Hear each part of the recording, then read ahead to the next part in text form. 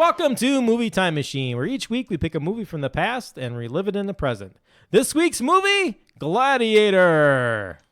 Hi, I'm your Time Machine host, Chad, surrounded by my Time Machine friends, Chris and Jamie. How are you guys doing today? Are you not entertained? All right, Chris, so we've gone around. We've been picking our favorite movies. It's your turn for this episode, and you picked The Gladiator. So why don't we just start off, why did you pick The Gladiator? Why is this one of your favorite movies? So I have always really appreciated The Gladiator, first and foremost. I just think it's really well written and acted. Joaquin Phoenix in this role makes this movie for me. He is phenomenal. I like him as an actor period. I think he does some really, really cool things with her and Walk the Line as Johnny Cash. But in particular, this movie has always spoken to me. I'm not a big violence in movie kind of person, so the fact that there's so much violence to me, I think just speaks to how well this is done, and how well done this movie is. And so I think the couple things that have always stood out to me is just I think there are a lot of things that you just don't anticipate from this movie, and I think that there are a lot of surprises, and that to me is really exciting. And I think when you watch this movie for the first time, I think there are unique, every single time I watch it, it's a unique experience. I just think there are times that I always see new and unique things and different things. And I've seen this movie 10, 12, 15 times. So I just think it's a movie that has aged really well. I think it has lasted a long time, and I'm always really excited to watch it again and see how it changed. All right, now let's do the box office breakdown. Jamie's going to give us some of the box office receipts and the highest grossing movies of the year 2000. All right, here we go. So this film was released May 5th of 2000, which is, I think that's still kind of the sweet spot for films in the theater. That's when most of the Marvel films come out, early May, right before summer gets rolling. So it was number 2 on the list, and in order, 1 through 10, we got Mission Impossible 2, which is famously known as the worst film of the franchise. Yeah. Still made the most money that year. Never seen any of them. That's the one where Cruise grew out his hair. I think motorcycles were involved. I didn't see the whole thing, though. Did he do, for the first movie, did he do his own stunts, or did that happen later on? I think he's done his own stunts all the time. I think all that's true, too. Yeah, no matter, okay. Yeah. Yeah. Then followed by Gladiator, $460.5 million. I think I forgot to mention, on a budget of $103 million. Wow.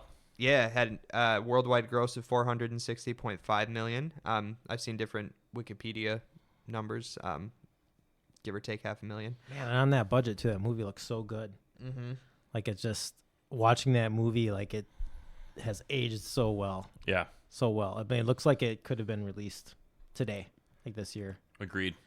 They've done a great job with it. And I'm trying to think, I'd be curious to know what some of the film locations were, because they were really good. And, some of the desert scenes and stuff like that.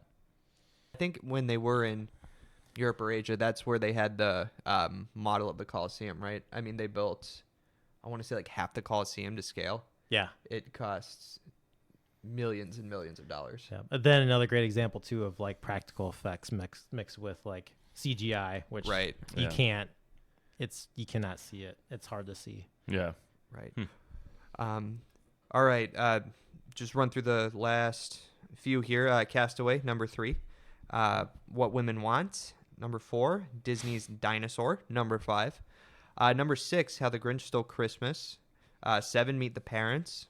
8, The Perfect Storm. 9, X-Men. 10, What Lies Beneath. And for some more context for the Mission Impossible franchise, in 2018, Mission Impossible Fallout came out. That grossed $791.1 million worldwide. So those continue to make money. But what I thought was really interesting, too, is Christmas movies kind of rule the day. I wonder if that's still true now. But I know back then, The Grinch was number 5 for a movie that it's not one of my favorites. But Was that the Jim Carrey one? Yeah, that's Jim Carrey one. Yeah. Yeah, that one's weak. Yeah. The new animated one is good. I haven't seen that one. CGI Oh, one. the 2018 one? Yeah. I've heard good things. I think about that, and I feel when's the last good Christmas movie you've seen, though?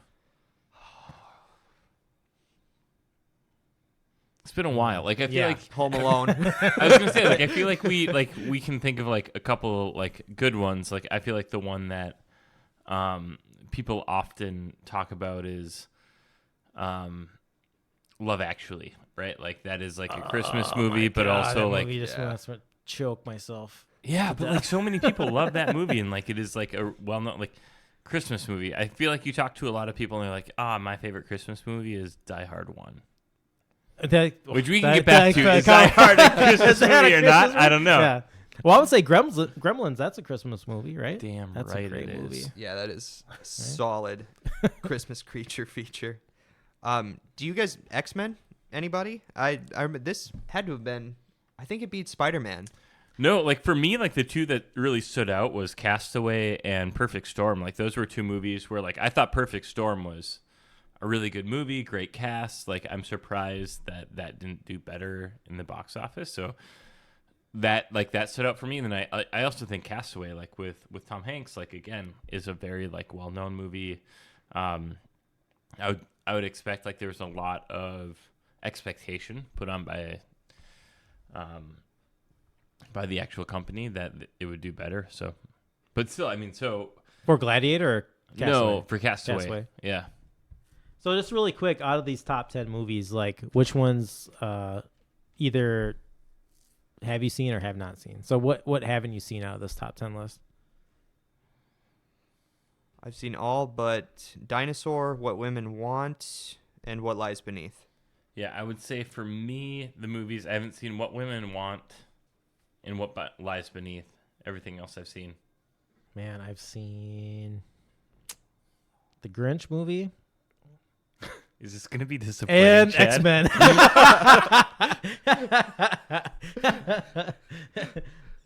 Again, this is going to get to why I didn't even see Gladiator. Because I'm still in like a pop culture vacuum in this part of my life, this time of my life. Yeah, So this movie has played such a big role for me. When I heard that you hadn't seen it, it blew me away. I couldn't believe it, and I'm so glad that like now is the time that you now get to is see the it. time. To hear your experience with it, and it'll be really unique, and what your first impressions. I bet were. it is unique. All right, let's start talking about some of our favorite scenes and some of the most memorable scenes from the Gladiator. Why don't we go ahead and start with you, Chris, since this was your pick? Just maybe start with like your favorite scenes, and we'll just go around with our favorite scenes, and after that we'll talk about memorable scenes, because I think there's some other stuff that we want to talk about, or I want to touch on too, and just on the cast as well. Sure. So I think as far as favorite scenes go, I think there are kind of a handful. Again, I just think that when I think about this movie, the person that makes this movie for me is Joaquin Phoenix and his character. I think Agreed. Almost every scene that he is in, from the beginning where he shows up late to the opening battle. Yeah, to the opening battle where he's like, "Oh my gosh, I can't believe like it's not still going on." To the end scene, I think is just him in sheer brilliance. When I think about scenes that really stand out for me, I think there's a couple. I've always really appreciated, I guess, like the Gladiator, like Maximus's role, and kind of seeing him in some of that vulnerability piece to me. So I think about when he's about to get killed, and he asks for like a soldier's death, and they go to kill him, and he's able to grab the sword, kill the other guy, and somebody's like sword sticks, and just like how brilliant the line is, just that simple of sometimes the cold or the ice makes the sword stick. Like that to me has always just stuck with me. I also just think like his ability to command the ranks has been really unique, and I think they did a great job of showing it. Like you look at when he is being, I guess, vetted for like what color he's going to be, red or blue or whatever, like how strong of a fighter he is, and he is extremely this is after he's captured, and then like after he's captured, and he's like extremely like dissonant, like I'm not going to do anything, and like he just like throws his sword down. I think like that's a really cool scene. as far as like favorite scenes, I would say one of my all-time favorite scenes is just when I guess like Joaquin Phoenix's character has found out that there is a coup and that it's about to happen, and so he is telling the story to Oh, that's brutal. That scene is yeah, brutal like, when he's talking to his sister. yeah, Lucia. yeah, Yeah. and like talking to the kid and says like he has like the story that he's telling about like how how he's being betrayed, and like the way that he is telling that story so that like it makes sense to this like really young kid, but also like just the levels that plays on to me is absolutely perfect, and that to me is like one of the most powerful scenes. And I would say like that to me is in my top 3 scenes for this movie. Yeah, I would agree. They go to great pains to just make him the perfect villain in every way. He's threatening kids, threatening his sister, who he wants to marry. And they literally have a line in here where Commodus refuses to fight against the plague. Like you can't Why? you can't get more scummy than that. So I would agree with you there that just every step taken, and yet it's with other villains it would be easy to caricaturize them, but that's why Phoenix is so good, because I mean his emotions are that real and that honest, and that's a weak person who wants power, and I think that is why he is so evil and why you revile him, but you also kind of want to see how far he'll go just to get what he wants. Yeah, I guess Joaquin, like as he was preparing for this role, was like terrified of it.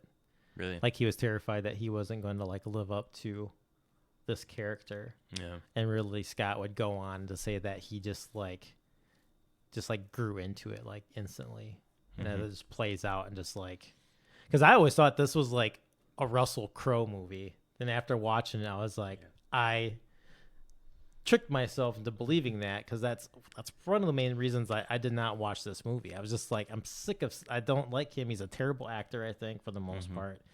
But yeah, Joaquin and I can't remember the actress's name, but Connie Nielsen just like rule this movie. Well, And I even feel like like- some of the other supporting characters too, like Yeah.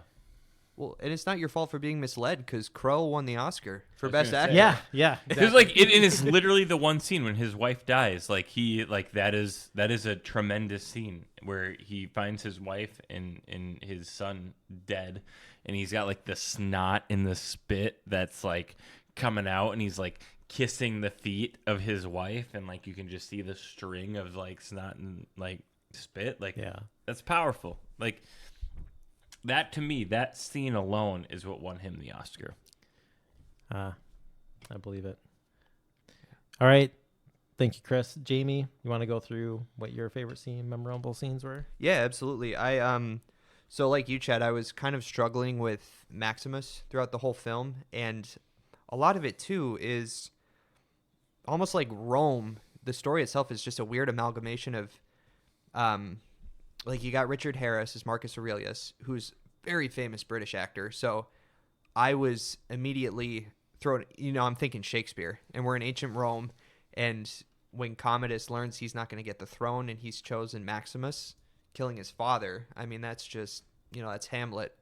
And so I was kind of put off kilter in that way, and, waiting for Maximus to kind of bring me back, because he is this, cipher's not the right word, but as a military commander, you can only have so much personality. I mean, I think that's what makes the great ones great leaders, because you don't want to become too personal with your men, enough so they respect you and they follow you and they love you, but you can't be buddies with them because they might be gone tomorrow. So I think my favorite scene is when you kind of get, it's the Fields of Elysium, I think is generally what it's called. And again, it's hard to pinpoint one exact faith or what it is, but I interpret it as this is heaven for this world that they're in. It's when he's dying in the Colosseum and he sees the fields of wheat, and he's going back with his family.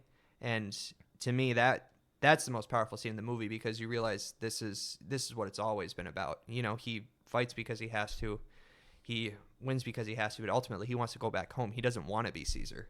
And he tells Marcus Aurelius as much, but he will accept it reluctantly until Commodus takes it from him.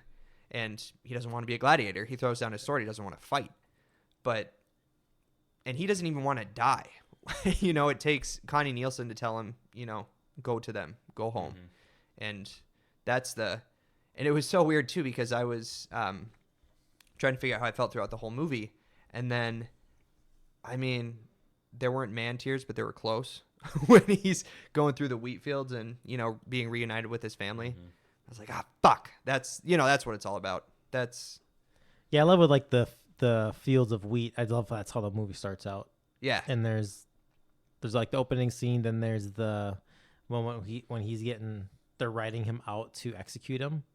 Then there's like that little like flashback, flash forward stuff happening. So I just like how that theme kind of is throughout the movie. And again, this is like art films, like film school shit, but like listening to Ridley Scott talk about it, he's like, yeah, it's this theme of like mortality constantly. And I was like, oh yeah, I get it like that. And like through like the early Gladiator scenes. But you also like the music with that too. It's just like a men's choir kind of a thing where it's just like these really ominous like voices and kind of like pitches that kind of go hit their stride. And I feel like that, to me, when I watched that like final scene in kind of seeing the flashback to like him like with like his hand on the wheat, like that to me only is as strong as like having that like music be a part of it. And that to me like just strikes a chord. Yeah, with the score in this movie too, it's like it's listening to the score, it's almost like it's done by multiple like different composers. But it's Hans Zimmer, but it's just brilliant how different that score can be throughout the film. And like I guess I could just kind of segue into like one of my favorite scenes. It's when like going into that final battle, like from the point when Commodus walks up to Maximus when he's like chained on the cross and he stabs stabs him, and just that whole playthrough and as they rise up to the Colosseum floor and like the petals are falling, then the score that comes in there, it's like operatic. It's just like intense like musical score that kicks in, like almost completely different than the rest of the movie. And just that scene playing out all the way through until like the end. I also like that nobody had a clue that was going to happen, right? Like they come up and they are all shrouded in like the legion or the army, and so like they all have their shields out, and then like he gives his order, and then they all spread out, and that's when you see like, oh wow, it is the Gladiator. It's Maximus versus Commodus, and that to me was like a really cool kind of shot too of seeing that. And one thing that I didn't talk about that I thought was like one of the most unique shots is after like the failed attempt to get away, after his friend is hanging by his neck and he's like trying to grab him, there's this shot of Commodus in the palace, and you just see these like basically like they just killed his friends, and it shoots to Commodus in this like kind of like silhouetted whatever in the palace, and you see these like doves start to fly away, and you see this like beautiful like scenery of a basically a kind of like a sunset, and that to me is like one of the most like stunning views in that entire movie. Is like right after his friends die, like his friend dies, his sidekick the entire movie, and like the failed coup happens, and you see like Commodus just so proud of himself, and like the doves fly away. It's right before the stabbing scene. And it's just it's incredible, just imagery alone. Yeah, and even what Commodus is wearing, it's very like it's like he's a statue, because it's just like all white. It's very different from what he's worn through that entire movie. And well, he's evoking the marble. Yep, exactly. Which didn't occur to me until just now. Yeah.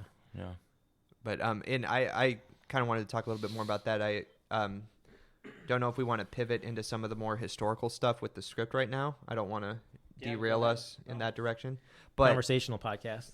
All right. So I remember just kind of reading a bit on Wikipedia, and one of the thoughts I had when I was watching it is, Commodus is such a coward. Would he be so bold as to step into the ring with Maximus, even knowing that, he stabbed him before the match? And I read that, I guess, the real Commodus did do that. He did step in the ring and fight. I'm sure the battles were like they were controlled though. right. Like it'd be like it wasn't like tigers, but say it'd be like tigers or lions, but they would like be chained up, and like the chain would be long enough to like where they wouldn't reach him, kind of thing. But But it was a controlled battle in his favor. I think they foreshadowed that too with like the earlier scene where he was like fighting kind of like the circle of people, and Yes, like, it was right practicing. after like Maximus is like kind of like where he washes his hand and he catches Commodus, and like And he's it's kinda, almost like in a the it's like a in the it's like a field. choreographed Yes, like exactly. battle, and like it kind of shows like his Like he's like practicing, but like to what extent is anybody really? he's practicing to be on a dance team Yep. versus fight a Right. battle. Right. And I mean, ultimately, I was okay with it too, because I guess in a way it did reflect his character. The entire movie, didn't enter a situation in which he didn't already have the upper hand. He quashed plots pretty quickly. Was pretty perceptive. So I do think he thought in his mind that he probably had the fight won, probably exacerbated by the fact that he is a Caesar now and he has won so often. So he's probably feeling himself a little bit. I also think like part of like what drives that when I watch the movie is the motivation. Like you think about his. I want to say it's his nephew, right? The younger. Yeah. Yeah, his nephew. Like I think part of what drives that is like his nephew is now playing Gladiator, is playing this role, and like that is really shocking to him and like difficult for him. And I think like there is a desire to recreate what that narrative is, right? Because I think he says, "Are you playing?" It starts with the C something, but like, "Are you playing something else?" And he's like, "No, I'm playing Gladiator." And as soon as he finds that out, like that's a huge shift in the narrative. And I think like for him, like once he finds that out, it's I need to become like, no, you need to go back to this narrative. It's not the Gladiator is above Rome; it is Rome above no one else. And I think like that's a big push for him to like take on the Gladiator. And I do agree like with his upper hand. Right. Yeah, it's earned by right, not earned by ability. Correct. I just kind of want to just talk like general feelings about the cast overall. Like, again, I already kind of shared my opinion of Russell Crowe. I'm not like a fan. I don't have not really seen many of his movies. I've just kind of whatever. But yeah, just Joaquin Phoenix in this movie, Connie Nielsen, Proximo. Let me ask you this. I'm curious, Chad, you've talked a little bit about like your disdain or like uneasiness with Russell Crowe as Maximus. Is there anyone that you can think of right now that would be that you Who would play that character that you better? prefer to have seen it? No, I'm just curious. no. You got anything, Jamie? Well, I guess really for the most part though, it's like for me, like I think I watched the movie. Like, maybe, what had he done before this that you were like, oh man, can't get behind? I don't even Russell think. I Crowe? think it just was maybe how the. I don't know. I can't remember. Like how it was like maybe how they portrayed in like the yeah, and theater like how the they trailers they and stuff? promote. Yeah, exactly. Yeah. Well, and it's 'Cause weird. I feel like the promos for it too is just kind of like I just didn't want to see like muscle men like clashing swords and like gladiator fights. Like I got that in Spartacus. Right.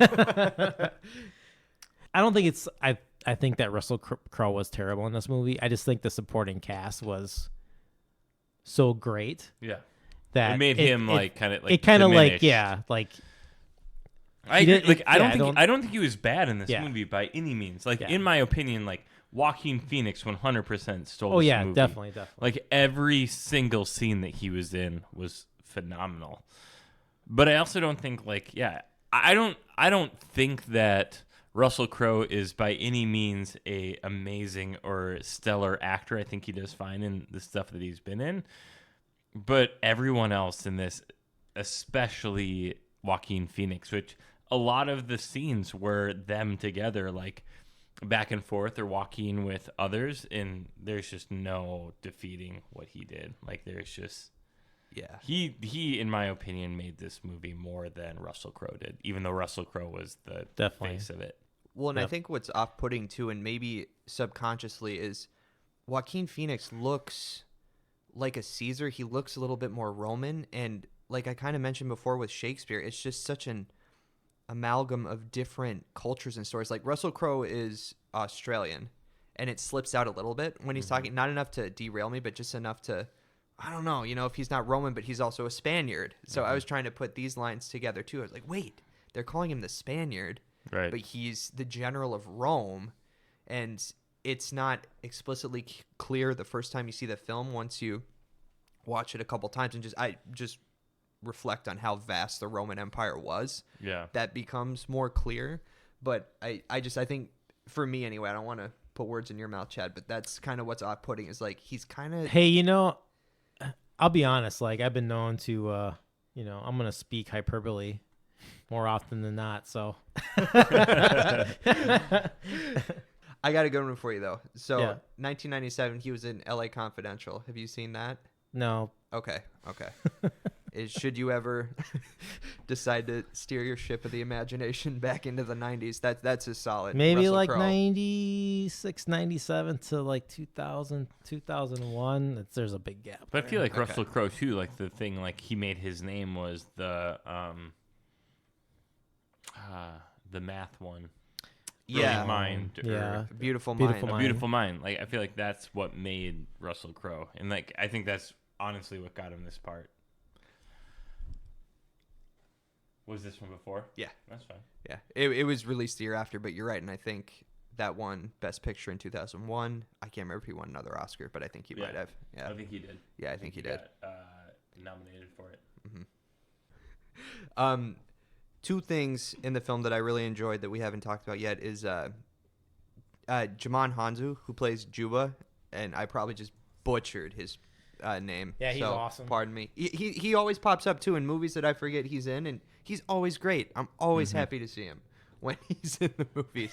And there's a version of this film where, it's like a buddy cop movie. I think of the first fight where Maximus won't fight and Juba pretty much saves his ass the entire fight.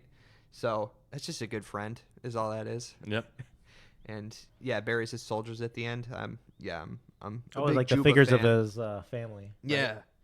In the Coliseum, like that's the sand is stained with his blood. Yeah. Very cool scene. I just think like that's one of like the constant, like when I think about like one of like the constant themes is like Maximus's leadership. Like he's always able to like create and like get people behind him and like find friends and like create friends in like the most unique circumstances. And I think of that as like one of them, where he's able to like create this friendship, like a strong enough friendship, and albeit they've been through a ton of stuff together, but like again, like I feel like his leadership, whether that be friendship or like his leadership ability, like he's able to gain the respect of others to the point where like that final scene they kind of bury that, and I think that's really really cool and a very like unique. Not unique. I think it's a very like common theme that we see throughout the movie. Yeah, I would agree. And kind of, I mean, you pretty much said this, but beyond what we discussed before, him as a general and a leader, like this feels like more like something special, like they're buds. Yeah. There's a more mutual respect there. So, yeah, I kind of dig that. The other thing that I want to talk about, and this is probably just a me problem, but do you ever feel like Game of Thrones has like broken your brain for relevant? And what I mean by that is I just got some serious Ned Stark vibes from Maximus when he is offered the throne, refuses to take it, and then Commodus just kind of comes in and takes it. Just, I don't know. His not inability, maybe inability, but just disregard for what happens next if he doesn't act quickly and take this throne. I don't want to say that I didn't feel bad for him, because I did, but and again, like this is a me problem where just Game of Thrones has wrecked me for as far as terms of political intrigue and conquest and betrayal. And I didn't even think about that. I Like know. honestly, like I didn't put two and two together, but now that you say that for sure, I feel like Ned Stark is like literally only in the first season of 8 seasons, and it's brief, and he's like that shining, like the hero we need but not the hero we deserve kind of a thing, right? Like true. that like he comes into my thought process so little, although he probably should come in more, but like yeah, that like that's not 2 and 2 that I put together at all. Yeah, But it makes a lot of sense. I just couldn't help but think about it. And granted, Maximus does he does better than Ned, because ultimately he takes the power Right. back. Keeps his head. He at keeps least. Well, even at the end, he's like, "Hey, like this should go back to the people To the in Republic. like Rome and the Republic and Right. stuff like that." Where like there is a, you know, a balance that is created even after his death. Right. If you haven't seen this movie, please, please, please watch it. It's a wonderful movie. I think this is one of Joaquin Phoenix's finest performances, in my opinion. Like I thought he was great with her. I'm really excited to see his new portrayal the of Joker. movie? Yeah. Like that looks really cool. It I'm looks really excited for that. yeah, like I think that'll be really good. But I just think Joaquin Phoenix, honestly, is like one of those actors of our time that I'm in love with. Like everything he's done. Like I remember going and watching Walk the Line in the movie theater and being like, holy shit, like he and Reese Witherspoon, and like they can both sing really well. They play their characters well. You look at her, he's just in a lot of really good things. And I just think he has these like tremendous performances in so many different things. And I again, going back to like the Joker movie, like that looks awesome. Like again, a very unique perspective on it, a different take. I think he takes risks, and I think he takes educated risks. And more often than not, I think he has been able to pull off the risks. And I think that's the thing that's really cool. I look at other actors who have taken risks like that. I think of like Ben Affleck playing Batman. no, I wasn't gonna go there. I was gonna go like I think Brad Pitt, like early Brad Pitt was really cool. Like when he was like picking Floyd in True Romance. yeah, well, Floyd like is quality. like yeah, like well, he was Floyd in True Romance. He But did He was, Tyler Durden. Tyler Durden. He did his like stint in Seven, like 13 Monkeys. Like he did really 12 cool Monkeys. or 12 Monkeys. Yeah, thank you. Like he did really unique and cool films. Yeah. And I think similarly to like Johnny Depp too. Like early Johnny Depp did really cool movies, and like it seemed like maybe they had like an ability to influence what they were gonna do. And I think that same way with Joaquin Phoenix, where I feel like he's taken a lot of risks with the films and the characters that he's like taken on to portray. And I think he's done a tremendous job on them. And I go back to like what you were saying, Jamie, with I think it was you saying like he was really, maybe it was you, Chad, actually, really nervous to take on this role, whether or not he was going to be able to do it. But he in my opinion, stole this movie. And I think if you haven't seen this movie, take the time to watch it, because it is a tremendous, tremendous movie with a wonderful cast and a wonderful storyline. Yeah, and I've plugged this film before, but you guys got to see The Sisters Brothers. It is so good. It's especially as a nice little primer before Joker.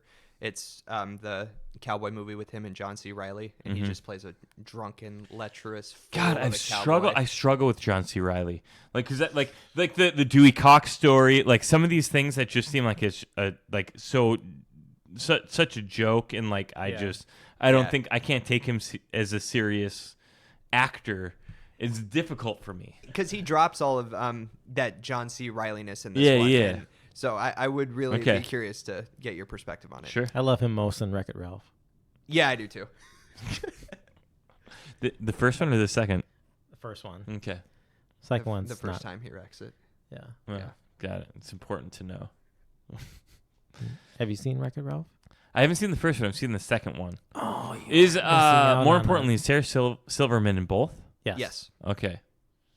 Are you a lover or hater? I like her. What?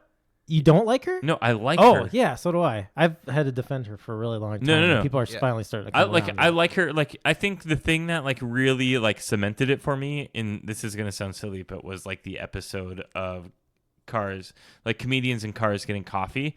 Like, she just felt so real and like smart and like articulate. Like, I loved her in that episode. I've kind of been like hemming and hawing on whether or not I should. Like, I feel like there's some like she's done some questionable shit, but I think one of the things too, and especially like that has happened more recently, where like she just came out in an article. Maybe it was, God, I don't remember what it was, but she was saying like she got fired from a film because of something she said like 10 or 15 years ago, and Yeah.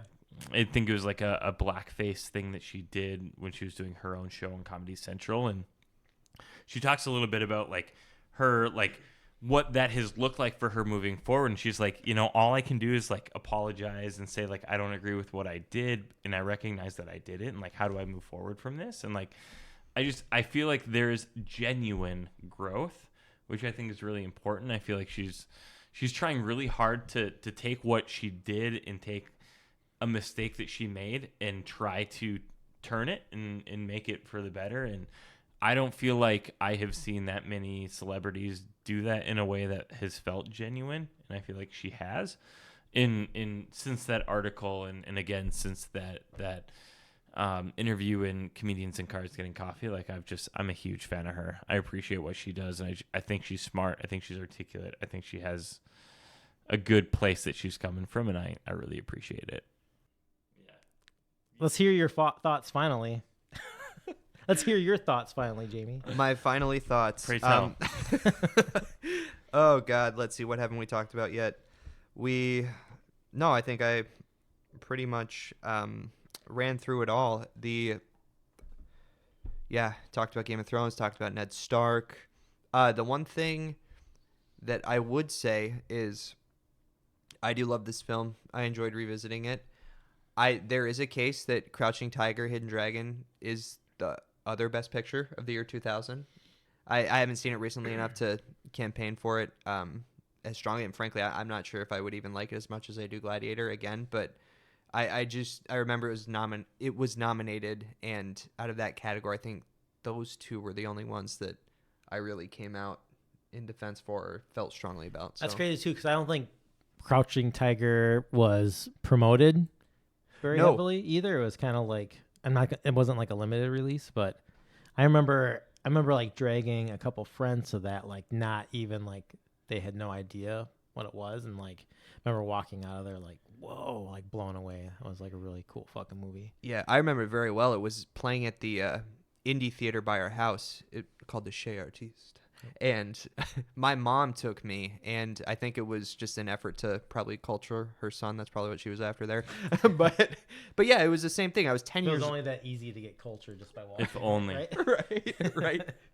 Yeah, but I was 10 years old, and people are flying around, and I, even intellectually as an older person, being able to understand that when I was 10, I was just completely unaware of what was going on. But I loved it. It was great. All right. So, yeah. Cool. My final thoughts on the Gladiator is that I honestly went into this movie like with a real negative attitude, thinking that I wasn't gonna like it, and I was actually blown away. So I kind of like gives credit to the production value and story of this movie. So thank you for bringing this movie. I'd be curious too, because I don't know if we talked about it, and if we have, I apologize. No, it's fine. Yeah. What is what kept you from watching this movie? So like we said that this is the first time that you've seen this, and I think you talked a little bit about like Russell Crowe and being a little bit like nervous about like what Russell Crowe in this movie might look like, but like what kept you from watching this movie? I don't know. I don't know. Sometimes I just kind of like set my mind towards something or set an opinion towards something. Yeah. And I just don't let it go, especially when it comes to like big, because this is like a big blockbuster kind of like Hollywood movie, and I just tend not to gravitate toward those films as much. Mm-hmm. I guess is probably the main reason. So, but I Sure. think that's probably keeps me from. And that's why you hate like movies like Star Wars, because they're like Oh, big. them are fighting words. Big blockbusters, right? Because you hate those big blockbusters like Star Wars. I didn't say I hate all big blockbusters. Okay, it's not all, just some. Got it. Just making sure. We can Plus, edit this out. There wasn't like a great toy line either that came with the Gladiator. So Hasbro, where are you? Kenner, come back, please. Come back. Where are you, Kenner? Removable arms. Yeah, I mean, no one cares what my thoughts are on the movie, but yeah, it was a pretty good movie. Yes, we do. But no, okay, but what we haven't talked about either is Chad. I know you're kind of repulsed or not into the violence, but that's like the whole thing with Gladiator. Like, does not even a little bit of you want to watch a chariot cut a guy in half, or is that just me? Are those really, really cool in the disturbed recesses of my mind? that's just you. I like people getting chopped in half, but I find more entertainment value when it's like cheese factor. So if it's like Dead Alive and people are getting chopped in half and getting like stuck on pikes and saying like, "Oh, I kick ass for the Lord," like those are my kind of like it. Ash with a chainsaw.